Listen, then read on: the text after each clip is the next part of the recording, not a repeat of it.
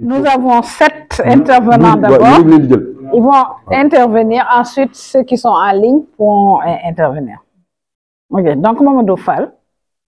Voilà, je dois dire quand même un grand merci à Bouba pour la clarté et la profondeur des questions qu'il a soulevées sur une problématique quand même qui est une problématique assez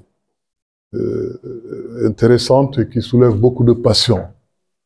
Moi, je pense que le grand pari, c'est de parler d'une question aussi passionnante avec une certaine retenue, sans entrer dans les polémiques. C'est un grand challenge, parce qu'en général, ce débat est toujours passionnant.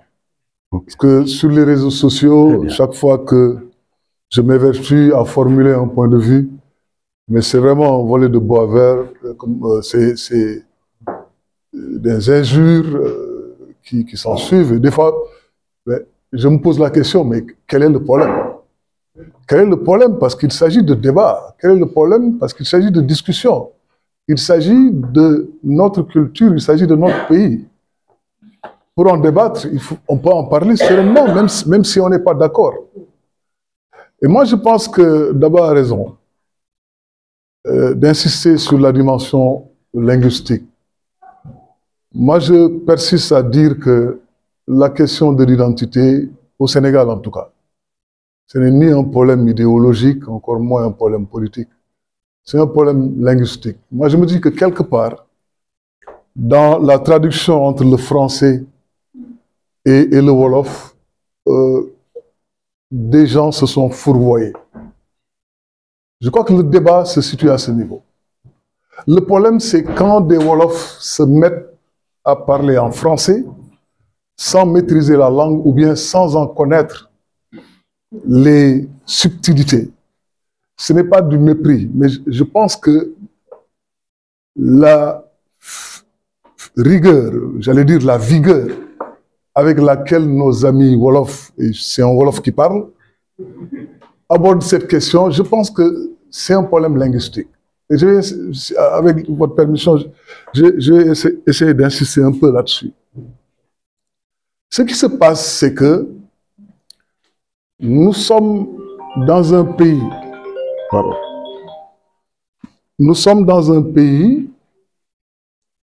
où on parle le Wolof, un pays où il y a des Wolofs, et j'en suis un, mais dans l'idée qu'on se fait de l'identité. Et j'aime bien l'opposition que nous avons établie entre une identité belliqueuse et une identité bienveillante. Parce qu'il s'agit de cela. Dans la langue Wolof, lorsqu'on parle d'identité, qu'on peut rendre par Bokim comme le fait Bouba, mais il y a un mot qui le traduit le mieux, c'est le mot « nité ». Et c'est une identité qui renvoie au statut d'humain. Nité. Les valeurs que véhicule la langue Wolof, interrogeons ces valeurs, sont des valeurs de partage, des valeurs de communion, des valeurs de réciprocité, des valeurs de vivre ensemble, boko. Toute la nomenclature du vocabulaire Wolof, lorsqu'on renvoie à une identité collective, le mot qui revient, c'est un mot qui a une consonance bienveillante. Mais regardez ce qui se passe lorsque les Wolofs se mettent à parler français. L'identité collective que les Wolofs retiennent, enfin les Wolofs qui organisent ce débat, évidemment, c'est la notion d'ethnie. C'est la notion d'ethnie qui est empruntée au français. Je me suis amusé hier à essayer de retrouver un équivalent en français du mot Wolof, du mot ethnie. J'en ai pas trouvé. Dans la langue Wolof, on passe de nek, je veux dire, xeet, askan, pench, waso, tund et réew, Mais aucun mot du vocabulaire Wolof ne peut traduire exactement le mot d'ethnie. Et qu'est-ce qui se passe? Nos amis qui revendiquent l'identité Wolof, la critique qu'ils formulent à notre endroit, c'est de dire que nous avons nié au Wolof le statut d'ethnie. Mais oui, moi je nie au Wolof le statut d'ethnie parce que l'ethnie n'existe pas. L'ethnie, c'est une construction intellectuelle du XVIIIe et du XIXe siècle français. Et paresseusement, nous l'avons adoptée. Parce que rien dans nos traditions, rien dans nos langues ne limite l'identité collective au sens où la tradition, au sens que la tradition française donnait à ce mot. Dans le vocabulaire Wolof, dans la tradition Wolof, l'identité est une identité bienveillante, collective, et dans la tradition française, l'identité est une identité d'exclusion. Ethnie, qui vient de ethnoi, les gens qui étaient exclus de la cité. On ne peut pas définir une identité collective à partir d'un vocabulaire qui est un vocabulaire d'exclusion. C'est pourquoi je dis que cette question-là, ce n'est pas une question idéologique, ce n'est pas une question épistémologique dans le fond, c'est une question de langue. Je pense que si on était resté dans le cœur de nos langues et dans le corps de nos langues, on aurait adopté le sens de nos langues quand il s'agit de nous définir nous-mêmes. Et on se retrouverait entre nous et non pas en train de nous saucissonner entre groupuscules en excluant les uns et les autres comme on le fait souvent. Oh, sorry. Pardon. Alors, l'autre remarque que je voulais faire, et Bouba l'a abordé tout à l'heure, lorsque il nous a demandé de nous interroger nous-mêmes. Je veux dire, moi si j'interroge ma trajectoire personnelle, qui n'intéresse personne ici, mais juste pour répondre à l'interrogation de Bouba. Alors, nous avons grandi avec l'idée comme quoi, et on le disait souvent en Wolof du côté paternel comme du côté maternel, dans ce pays, Kofi Bokolo Yakugan. Et tu découvres que finalement, il n'y a pas de Bokol, donc Gunlo Ken. Et je vous donne l'exemple de la branche à laquelle je me rattache dans l'histoire du Kayor. Damel Major Fatim Gologne. Le Damel Major Fatim Gologne, il a eu une femme, une épouse au Saloum, au Sine, au Walo. Pratiquement dans toutes les communautés du Sénégal. Chez les Lebou aussi. Qu'est-ce que vous allez faire? Quelle est l'identité à laquelle vous allez rattacher sa descendance, dont je suis? Parce que dans cette famille qui se nomme Fall, ils sont à la fois Serer, ils sont à la fois Lebou, ils sont à la fois du Saloum, et finalement c'est tout le Sénégal. Et je donne l'exemple de Damel Fatim Gologne parce que bon, c'est l'exemple que je connais le mieux. Mais je suis prêt, je suis persuadé que si on interroge la descendance de Sambagela Djegi, Djegi, sa mère, est la fille de Damel, de Mandé Sidfal. Et c'est ça le Sénégal. Et je suis persuadé que si j'interrogeais Mamadou Mané ici, pour me parler des Nyancho du Gabou, il arriverait à la même conclusion. C'est pour dire quoi? Que nous sommes au Sénégal et c'est un pays qui se construit sur la base d'une nation plurielle. Nous constituons une nation plurielle. Le fait, c'est que notre histoire a déjà comptabilisé des groupes qui ont eu à un certain moment à avoir des postures, disons, prééminentes. Ça a été le cas des Fulbe à un moment, ça a été le cas des Mandeng à un moment. Et à partir du 18e, 19e siècle, on voit les Wolofs surgir. Mais toujours dans la même nation. On construit une nation plurielle. L'histoire le montre, nos langues le montrent, l'anthropologie le montre, et maintenant on se met à mettre en avant une idéologie qui aujourd'hui est une idéologie révolue. Je vais m'arrêter là. Merci beaucoup. Ok, je m'en arrête là. Merci beaucoup. Très, très pertinente et intéressante. Merci beaucoup. Sorry. Merci beaucoup, Madame la Présidente. Je voulais d'abord savoir si Bokin, pas de Bokin, pas Bokin. Bokin. Bokin, est-ce que ça, ce n'est pas une tradition de parenté?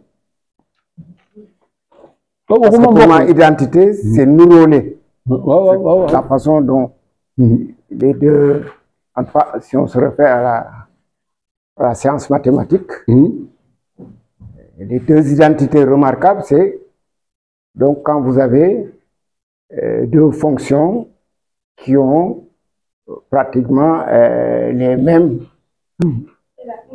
finalités. Essayez de le penser dans la langue. Oui, non, c'est pourquoi je dis, parce que c'est ce mot, je disais Boki, on m'a dit non, non, c'est pas Bokin, c'est Boki, mais pour moi, on parlait d'identité, traduit en Boki, c'est bien ça. Oui, c'est ça. Donc, c'est la proposition que je mets sur la table. Voilà. Pour traduire l'identité, pour que les gens comprennent, pour moi, Bokin, nous Boké. Wow. Donc, c'est une construction. Donc, du point de vue traduction, c'est légèrement différent de identité. Voilà. Beaucoup moins parents, comme tu dis. Moins parents. Comme c'est clair. Comme beaucoup là.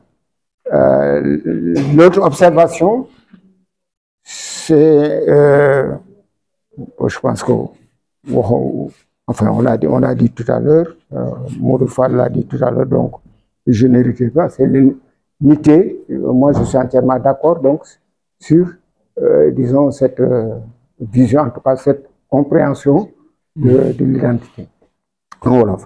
Maintenant, le général Mangin, quand il a voulu, disons, développer sa théorie sur la force noire, il est parti d'une observation, d'un constat, c'est que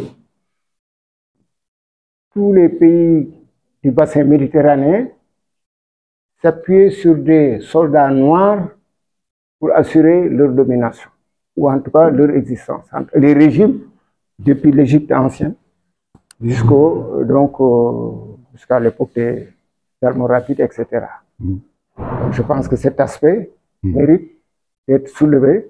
C'est-à-dire qu'il y a des caractéristiques, disons, guerrières, c'est vrai, il faut le dire, en tout cas, ou militaires, qui font que les Noirs sont pratiquement plus aptes, n'est-ce pas, à l'art de la guerre, et que c'est sur cette base qu'il a proposé donc la force noire. La dernière chose, c'est les Ndao. Bon, je pense que le professeur Rokhaya Fall connaît bien ce que je veux dire. Les Ndao sont d'origine mandingue. Quand ils sont arrivés dans l'espace sénégalien, c'est quand ils sont allés au Jolof qu'ils sont devenus Wolof. Absolument. Mais ceux qui ont quitté le Jolof pour aller au Saloum et qui se sont mariés avec les Sérères, on les a assimilés presque avec les Sérères. Ceux qui sont allés au Bundu, ou en tout cas au Fouta Toro, etc., on les considère là-bas, au Fouta, on les considère comme des Alpulars. Ceux qui sont allés en Casamance, ils sont restés mandingues. Donc, pour dire encore une fois... Et au Wallo. Et au Wallo, pratiquement. Ma grand-mère, oui, pratiquement. Oh. Donc, c'est cette diversité dont le professeur Modou Fall parlait tout à l'heure, de la nation sénégalaise.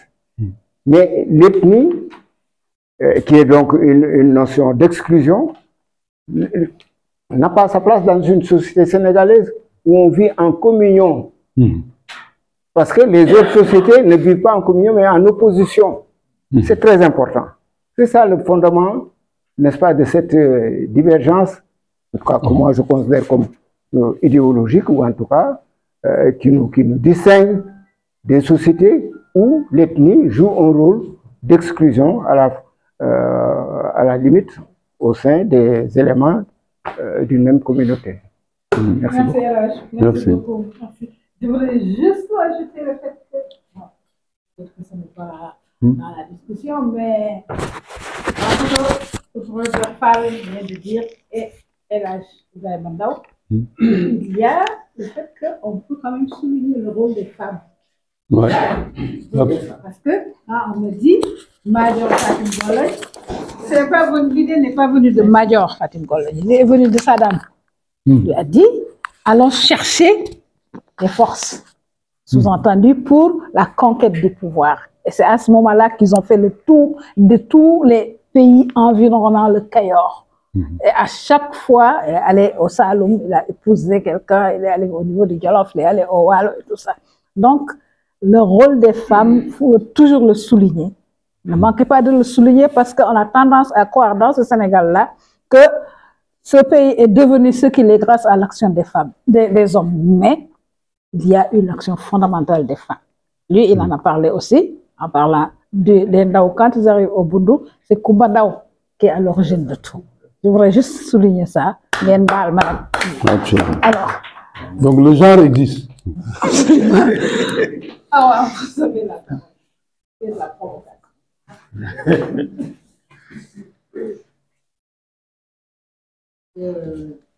Merci, Madame la Présidente. Alors, le Ndao me dit de dire on Yarama. Dans ce cas, je vais parler totalement en pulaar. Ça va rappeler quand le RND a dit qu'il faut introduire les langues nationales à l'Assemblée. Babacar Nia est venu parler le Wolof. Et le lendemain, Mamadou Touré est venu parler en pulaar. Il a répondu en pulaar, tout à fait. Il a réclamé un traducteur. Alors, merci, professeur Fall, Madame professeur Fall, de la présidence, de l'introduction, mise en contexte de la brillante présentation du professeur Bouba Diop. Et je pense que cette animation vient à son heure. Depuis que je suis revenu du Canada, je m'inquiète du Sénégal. Parce que dans mes conférences au Canada, j'avais coutume de presque narguer ou bien de me, comment dire ça, du bakou, de dire que le Sénégal était un modèle de vivre ensemble en harmonie. Parce que chez nous, enfin, au Canada, c'est vraiment un problème avec le Québec et tout ça, les questions anglophones, francophones.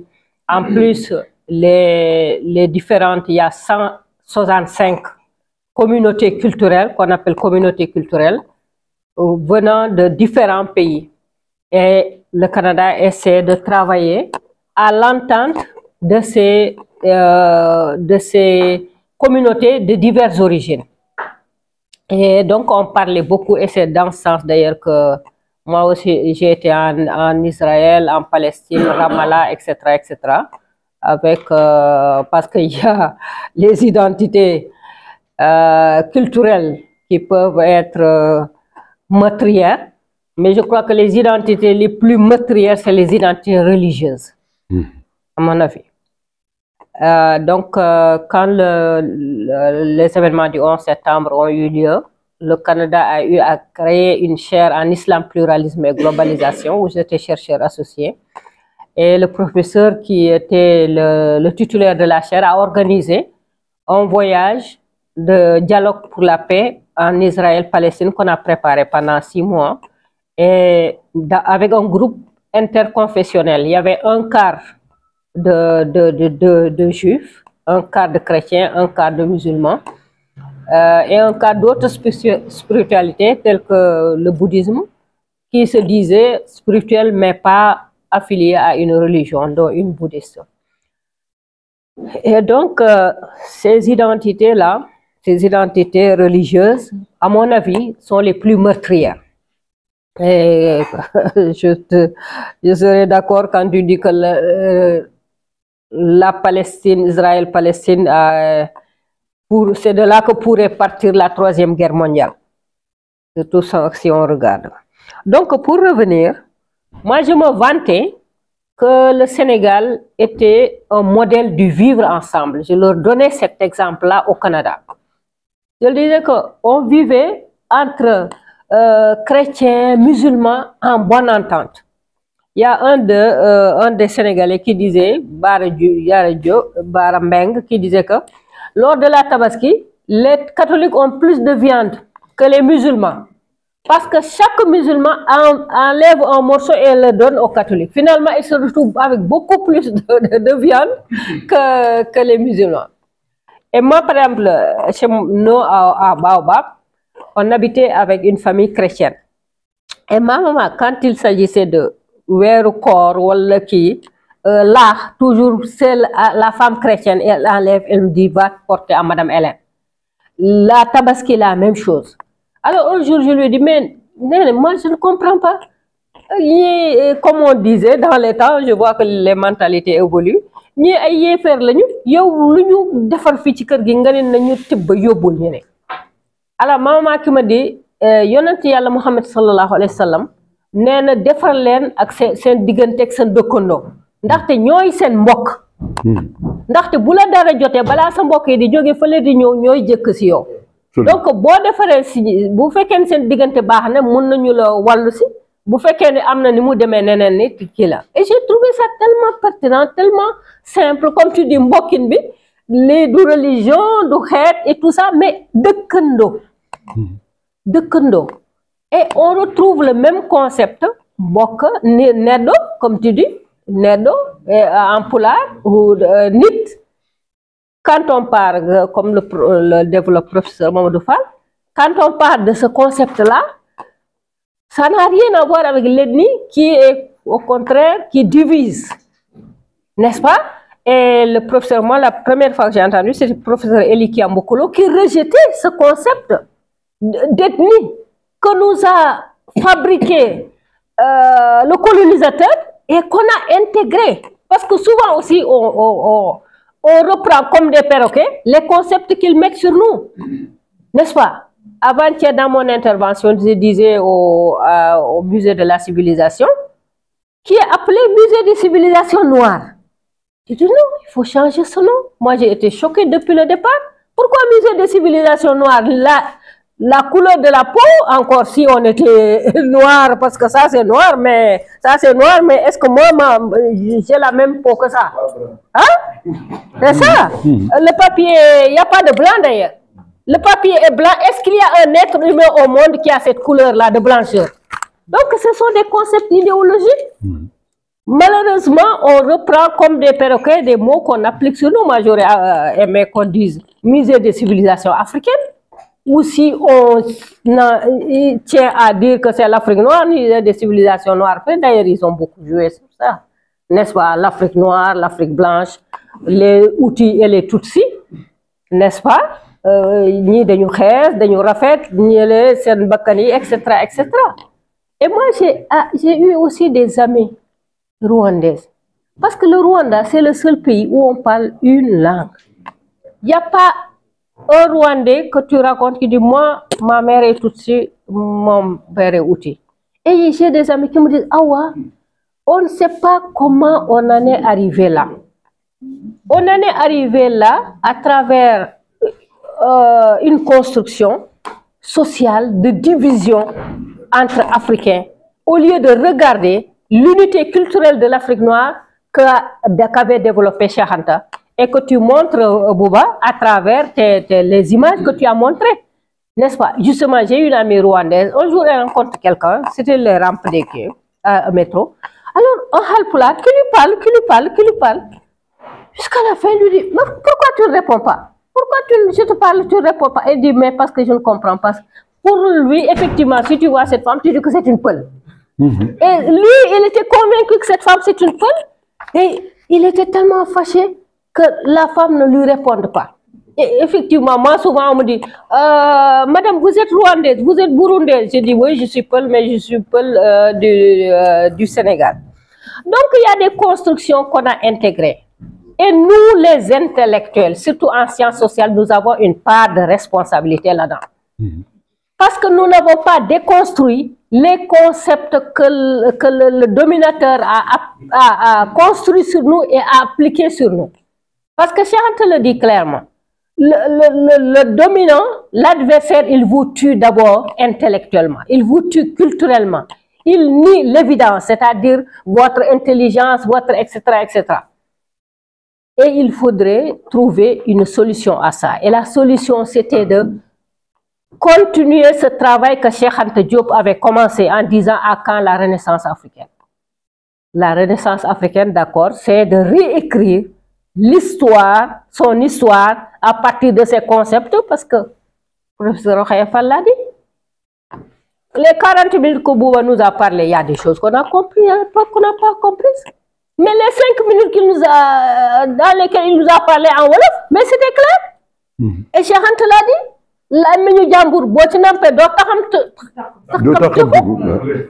Cheikh Anta le disait, dans le français, là, je veux juste dire une chose que Bouba a souligné à partir de l'œil extérieur d'un étudiant. Il dit qu'en fait, la polygamie, c'est le divorce déguisé. Et moi, je le pense depuis longtemps. Parce que je vois dans les mariages polygames que l'homme n'aime qu'une des femmes. Oui, l'amour vrai, là, c'est seulement avec une des femmes. Les autres sont là parce que c'est une cousine qu'on a donnée par force, parce qu'il y a les enfants, parce que... Mais effectivement, la polygamie, c'est le divorce déguisé, désolé. C'est vrai, je te jure d'abord. Ou bien, je te jure, je sais qu'il y a beaucoup de polygames maintenant. Merci beaucoup. C'est le point de vue critique d'un étudiant. On donnera à ceux qui sont en ligne. D'abord, est-ce que je peux dire encore une chose? Est-ce que je peux encore dire une chose? Oui. J'ai extrêmement apprécié le discours du président à Thiès, basé sur la religion, montrant que du Gabou au Fouta, du Sine au Saloum, il y a eu tout un édifice construit par nos différents chefs religieux. Voilà déjà Ben Mbokin, professeur Bouba Diop. Et c'est un discours à étudier et à méditer, parce que ça montre l'unité religieuse du Sénégal, où chaque communauté a apporté quelque chose. Absolument. Merci. Voilà, merci beaucoup. N'étant ni historien ni scientifique, voilà. Un citoyen simplement qui s'intéresse à ces questions. Vous écoutant, on va quand même dire quelques mots et je m'excuse si il me faut encore mettre un micro, décidément. Mais je m'excuse par avance. Ils ont pas responsable, les journalistes. Je m'excuse par avance si je vais dire quelques inepties. D'ailleurs, la première ineptie que je vais dire, c'est que Histoire géographique quand même devrait investir 20 000 francs. Pour mettre un peu plus de lumière dans cette salle. Ah, pas... Le coordinateur a enregistré. Ça ne serait pas mal. Je vois aussi que Diop Decroix est là et que les croissants sont passés pendant son absence et que donc peut-être revenir avec un plateau de croissants ne serait pas mal. Alors, j'ai vraiment écouté avec plaisir tout ce qui a été dit. Je me suis même permis quelque chose, peut-être j'aurais dû le dire au professeur Fall avant de le faire, de partager son idée qu'en Wolof, on ne peut pas traduire le mot ethnie. Je l'ai mis dans le groupe Fonk Sounilamine qui travaille sur les traductions en Wolof pour voir un peu ce qu'ils ont dit. La première réaction que j'ai eue, mais ce professeur Fall-là, qu'est-ce qu'il entend par Wasso? Bon, mais enfin, ça, c'est un autre débat. Le second débat, c'est Ubuntu. Je pense que si Ubuntu a fait le tour du monde, c'est parce que d'abord, c'est un seul mot. Facile à dire par tout le monde. Et je pense que si Nité n'a pas fait le tour du monde, c'est parce que, à mon avis, on a mal traduit Nité et Garabam par l'homme et le remède de l'homme, alors que c'est peut-être l'homme, le remède de l'homme, c'est Nité. C'est Nité qui est le remède de l'homme. Ce n'est pas l'homme qui est le remède de l'homme, mais le fait d'être humain. Et je pense que ça, si on l'avait traduit tel quel, c'est une traduction que j'ai entendue, ce n'est pas moi qui l'ai inventée, hein, si on l'avait traduit et valorisé comme tel, que Nité Moïse Garabam, je pense que ça aurait fait tilt dans toutes les civilisations et les gens auraient réfléchi eux-mêmes sur leur nitéité par rapport à leur propre identité. Et je pense que, bon, évidemment, c'est une phrase un peu plus longue que Ubuntu, mais qui ne me semble pas potentiellement moins puissante que Ubuntu. Et je pense que, et peut-être ça existe en Polar, etc. Et d'ailleurs, l'exemple que vous avez cité, Maya, je crois. Non, mais Nedo Kobanemi, c'est long, mais je pense que Bouba, en citant le gars qui était au Sénégal, qui a travaillé sur les OTD, a trouvé le mot Maya ou quelque chose comme ça. Donc, je vais te lire le tout, hein. C'est-à-dire qu'en termes de... Non, voilà ce qu'il dit. Ubuntu, Maya Bambara, Nedda Kopel, Waroteray Songai, le Nité Wolof, Lokinde Serer, etc. Ok, je veux simplement dire que si Ubuntu a fait tilt, je crois qu'on peut l'expliquer un peu par... bon, d'abord aussi par Mandela. Hein, et puis ils sont plus nombreux. Par son pote. Bon. Alors, la deuxième chose aussi que je veux dire, c'est que je pense que les conflits, les scientifiques sénégalais, depuis quelque temps, me semblent éviter les conflits. Alors que je crois que les divergences fondamentales entre scientifiques, c'est ça qui enrichit la science. Absolument. Et j'ai l'impression que vous essayez tous d'être d'accord. D'être d'accord. C'est pourquoi j'ai aimé la réaction de Mme Lee sur ce que Bachir a dit. Que Mme Lee ait raison ou pas ne m'intéresse pas. Mais au moins dire du point de vue scientifique, moi, voici ce que je pense. Et je pense qu'avoir cette discussion-là, de moins en moins, il y en a. Hein. Moi, je regrette quand même Senghor, parce que Senghor, peut-être que parce qu'il était président, les gens s'opposaient à lui, frontalement, intellectuellement, et je pense que c'était bien.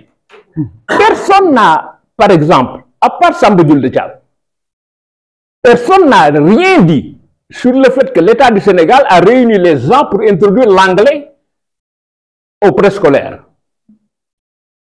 Depuis quand n'a-t-on pas parlé de l'introduction des langues nationales dans le scolaire? Depuis quand n'en a-t-on pas parlé? Et le ministre a réuni des gens pour l'anglais. Comme si l'anglais a un statut supérieur au français, alors que c'est une langue étrangère. Mais là, on lui donne l'importance. Et je pense que ce débat-là, finalement, ne se fait pas. Alors, une question, quelle a été la réaction de l'histoire générale du Sénégal par rapport à la réponse de Mouride, par exemple? Est-ce que ça a influencé finalement? Parce que, au fond, au Sénégal, aujourd'hui, on est en train de faire un récit extraordinaire, moi qui m'amuse beaucoup, sur Mamadou Dia, sur les tirailleurs sénégalais et sur l'Abdior. L'Abdior. Allez demander à mon oncle qui a été viré par Mamadou Dia pendant 60 ans de la formation ce qu'il pense de lui. Allez demander à mon cousin tirailleur qui a fait des massacres à Madagascar ce qu'il pense des tirailleurs.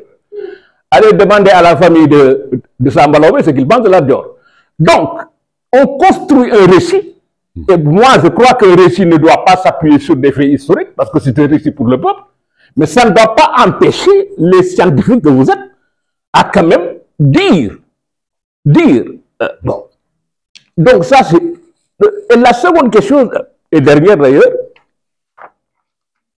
ce que je vais dire est scandaleux, parce que je sais que ça va heurter des gens. Je me sens parfois plus proche des Juifs que des Palestiniens. Hormis la question religieuse. Parce que les Juifs acceptent qu'ils ont vécu en Afrique sous les pharaons, qui pour nous étaient des Noirs. Je ne pense pas que les Arabes aient accepté quoi que ce soit venant des Noirs, à part qu'il faut les dominer. Si on sort la religion, c'est ça qui reste. Actuellement, ce matin se passe, d'ailleurs j'ai hésité entre venir ici et aller là-bas, il se passe à l'école normale la journée scientifique sur l'apport de la langue arabe dans notre patrimoine. Je commence par, j'ai peur qu'on y commence par Fatiha et qu'on termine par Salat al-Nabi, avec cette confusion que arabe égale musulman. Et que même on va minimiser peut-être l'apport de ce qui n'est pas arabe chez nous par rapport à ce qui est arabe. Donc ça, c'est des questions que je crois qu'il faut oser les affronter. Et la dernière chose, c'est sur l'identité. Alors là, moi, j'ai un problème. C'est vrai que ce que vous avez dit quand votre prof vous a demandé d'écrire sur votre WhatsApp, vous avez dit lequel? Moi, je suis un Ndiaye, j'étais très à l'aise avec mon Ndiaye. Très à l'aise pour expliquer à mes enfants de ce que je voulais. Enfin, pas à mes enfants, à mes neveux à l'époque. Mais jusqu'au moment où je me suis rendu compte que le Ndiaye qui vient de la mère de mon père est différent du Ndiaye qui vient du père de mon père. Ah oui. Alors, moi, j'ai toujours pensé qu'ils étaient cousins, alors qu'ils n'ont rien à voir. L'une venait du Salou, l'autre venait du Jolof. C'est pareil. Donc, finalement, tu te mets à te dire, est-ce que l'identité est la meilleure, c'est la plus complexe, ou c'est la plus simple? Mais le débat sur l'identité, ça sert à quoi, Bouba? Ça sert à quoi? En France, ils sont en train aussi de discuter tous les jours de l'identité française. Français de souche, français de noces, etc. Moi, j'ai l'impression que plus on discute de choses pour voir des différences, plus on met en avant les différences et plus on oublie ce qui nous unit et plus on va vers la guerre. Quand au Sénégal, vraiment dernier des derniers, quand j'entends dialogue islamo-chrétien, j'ai toujours peur parce que dialogue islamo-chrétien n'est nécessaire que là il y a des problèmes. Quand il n'y a pas de problème et que vous voyez ce dialogue-là, chacun va voir ce qui me différencie de l'autre. Et quand vous voyez ce que vous différencie de l'autre, ça pose problème. Nous tous les chrétiens savent ce que nous pensons de Jésus. Nous savons ce que nous pensons de Jésus. Chacun fait croire à l'autre que votre Jésus, c'est mon Jésus. Jusqu'au moment où il y a ces histoires de voile là, où quelqu'un a dit le Jésus des musulmans n'est pas le nôtre, parce qu'on s'est mis à regarder les détails. Voilà, je m'en tiens là. Merci.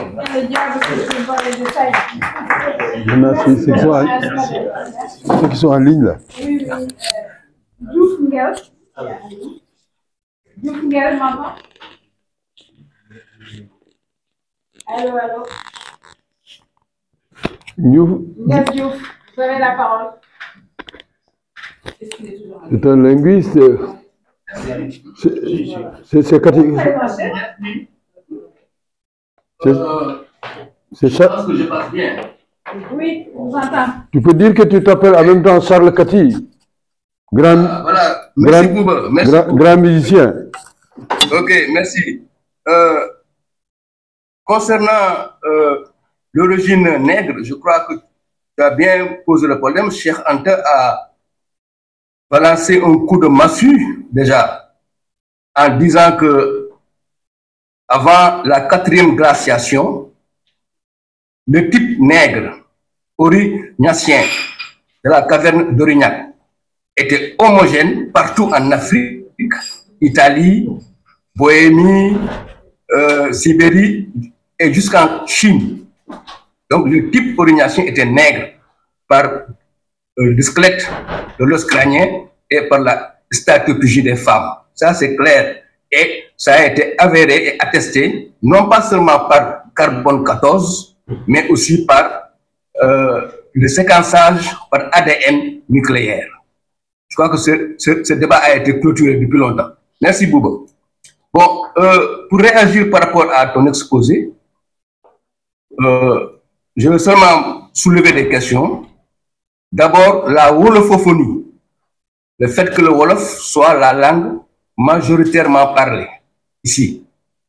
La wolofophonie n'est pas tombée du ciel. C'est une conséquence coloniale. Si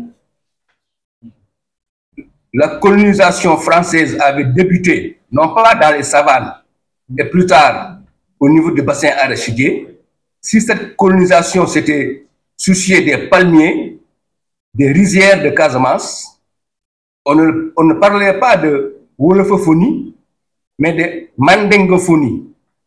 Il y aurait eu un parler manding qui va accompagner la fusion économique coloniale et entraîner le locuteur à être en corrélation langagière. Quand il y a fusion économique, il y a fusion linguistique pour que le processus de développement puisse être harmonisé. Maintenant, pour ce qui est de la diversité des communautés, elles sont diverses parce qu'il y a la diversité biologique. Voilà, donc c'est lié. Donc il faut que ces questions aussi soient soulevées dans nos débats. Maintenant, concernant l'être moral et culturel qui nous lie, n'oublions pas que les Africains en général sont devenus musulmans ou chrétiens. Mais avant de devenir musulmans ou chrétiens, les Africains étaient africains tout court. Nous devons remonter notre réflexion jusqu'à ce niveau historique et mieux comprendre ce qui lie notre être moral et culturel, comme le préconise Cheikh Anta Diop. Plus nous allons en profondeur dans notre histoire pré-coloniale, mieux nous nous comprenons. Les Africains sont devenus musulmans et chrétiens. Nous ne sommes pas nés tels quels, nous sommes devenus. Mais nous n'étions pas ni musulmans ni chrétiens, et nous étions entre nous. Et les systèmes éducatifs traditionnels ont scellé entre nous des liens de parenté, de convivialité, d'harmonie, de cohésion sociale, d'homogénéité linguistique et culturelle. C'est la colonisation, la terre nigraire également, qui ont contribué à faire éclater nos sociétés et nous plonger dans un craquement psycho-ontologique. Il nous faut comprendre cela. Je termine, Bouba, concernant la notion de genre. Ouais, le genre. Bon, faisons attention. Ce sont des universitaires, notamment allemands, qui les premiers ont conceptualisé la théorie de genre. L'homosexualité s'est impliquée dans la conceptualisation de la théorie du genre. Donc, nous devons méditer sur cela. Pourquoi? Voilà. Merci beaucoup. Merci beaucoup. Merci. Non. Toi, tu fais inscrire dernier. Oui. Aram Ndoye. Tu auras l'avantage de clôturer.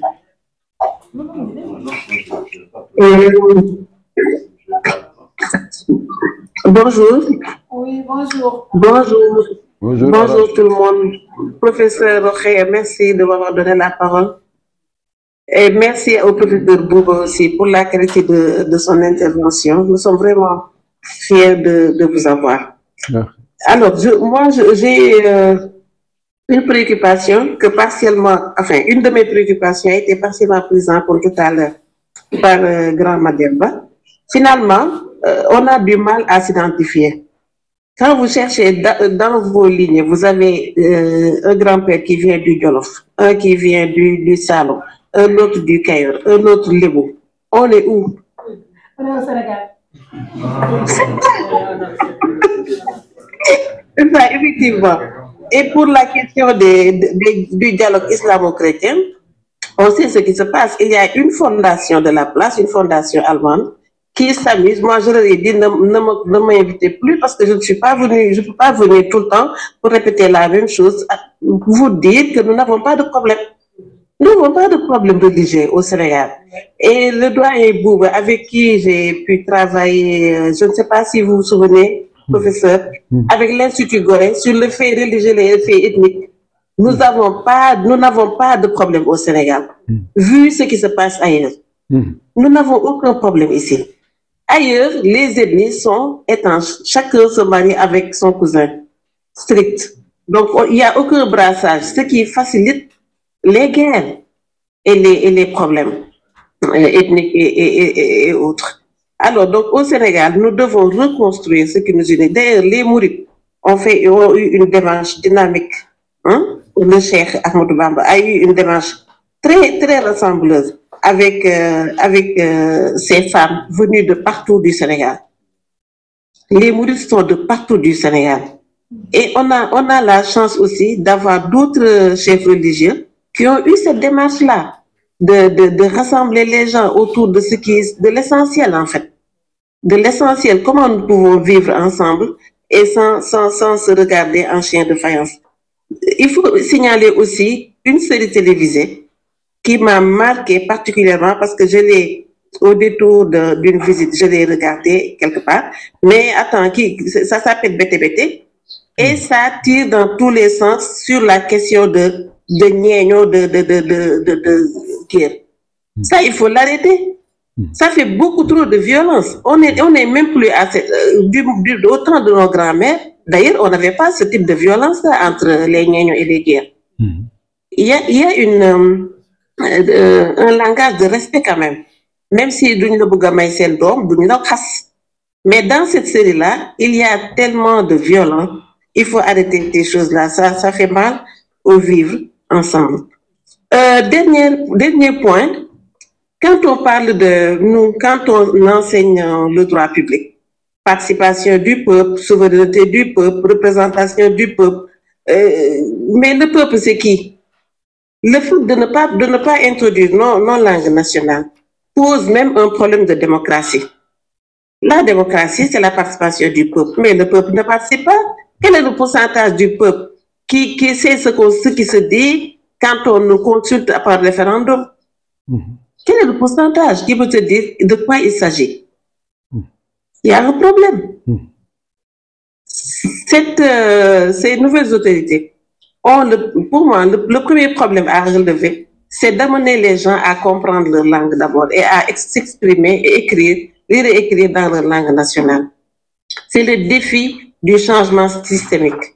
Si 80% ou 60% des Sénégalais, pour ne pas exagérer, ne sont pas en mesure de dire ce qui se passe chez eux, ne participent pas réellement aux affaires publiques, il y a un problème d'exclusion qu'il faudrait résoudre très rapidement. Merci beaucoup pour la qualité de vos débats et vos travaux. Merci beaucoup, Aram. Merci beaucoup. Dernier intervenant en ligne, avant qu'on revienne en présentiel. Nassir, Serigne Dagana. Nassir. Oui, bonjour, merci Madame la professeure. Je remercie aussi. Vous m'entendez bien? Oui, on t'entend bien, professeur. Je remercie aussi le professeur Bouba Diop et tous les participants et participantes. Je pense que le débat sur l'identité est d'actualité. Mais je voudrais revenir sur la représentation, ce qu'on appelle de manière très maladroite le tableau des races. Absolument. Parce que je pense qu'il n'y a pas de race ici. Les Égyptiens ont représenté, ont représenté les peuples qu'ils ont connus dans l'histoire. C'est ça. Et parmi ces peuples, il y a les Asiatiques qui traduisent par les Aamou. Il y a nous autres, c'est-à-dire que nous qui habitons l'Afrique subsaharienne, qu'ils appelaient les Néressous. Les Néressous, c'est un terme générique tout simplement. Hein. Ensuite, ils ont représenté ce qu'on appelle les Tchémirous, les Libyens. Mais ce qu'ils voudraient dire, c'est que eux, ils sont noirs, mais les autres aussi noirs habitent l'Afrique subsaharienne. Ce sont les Néressous. D'ailleurs, plus tard dans les textes, on ne parle plus des Néressous, on parle plutôt du pays de Kouch, Kash. Et d'ailleurs, je pense, et ça c'est une suggestion, l'histoire générale du Sénégal doit organiser un débat sur le pays de Kouch. Parce que dans l'historiographie et même dans les enseignements, on a tendance à insister sur l'histoire de l'Égypte. Mais en dehors de l'Égypte, il y a une histoire des peuples noirs en dehors de l'Égypte et le pays de Kouch en fait partie. Et ce qu'on appelle la vie des Kandassés ou bien la vie politique à Kouch, en passant bien sûr par les Kandassés, je traduis Kandassés, c'est un terme méréoutique qui traduit reine, bien qui peut traduire la mère ou bien la mère du roi régnant. C'est ça le terme Kandassé. Et si on enseigne le pays de Kouch, il me semble que ça serait très intéressant de regarder un peu ce que Cheikh Anta appelait l'unité culturelle de l'Afrique noire. Parce qu'il a insisté ce qu'on traduit par Mbok, Cheikh le dit, c'est l'unité culturelle. Et ça, ce n'est pas seulement limité au Sénégal, mais ça va concerner tout le peuple noir. Il n'était pas raciste. Il était très conscient que l'humanité est une. Il l'a écrit dans Civilisation ou Barbarie. Mais il était conscient aussi que nous devons réécrire l'histoire des Noirs. Et de ce point de vue, je pense qu'il faut encourager ce qui se fait au niveau de l'histoire générale du Sénégal. Je vous remercie.